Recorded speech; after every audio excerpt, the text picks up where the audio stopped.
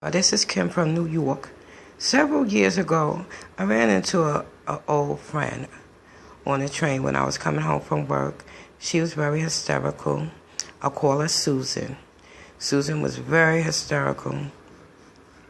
So I was like, what's going on? What's the matter?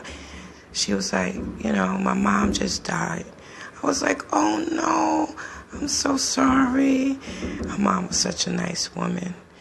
Anyway, she said, oh no, Kim, let me tell you what's going on. My family are witches.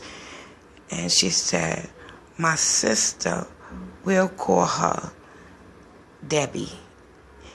She's a witch. I was like, girl, calm down. Because we on the train. She's screaming. People looking at us like we crazy. You know how that go on a New York City subway if you from New York or been in New York. So I'm like trying to hug her, and then Rockaway came to 3 train stations. So I tried to give her a little hug and let her know everything's going to be all right. She just started screaming, they are witches.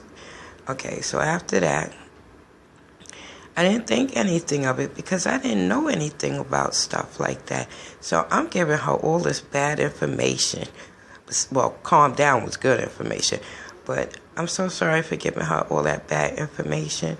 See, this is why sometimes we got to shut up and listen. And just listen. She was telling me that her family, and I mean she was hysterical like she just saw a ghost. Now all she did was go to Queens, in Queens, New York, and go to a funeral. Came back startled, and it wasn't about the funeral, but the people at the funeral. She called them witches. And I mean, she was crying her eyes out. She said even her family, well, particularly her sister, we call her Debbie, and several other family members, a brother and all this stuff, they involved.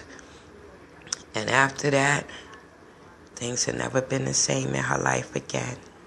True story. True story. Unfortunately, true story. This came out of New York. Peace.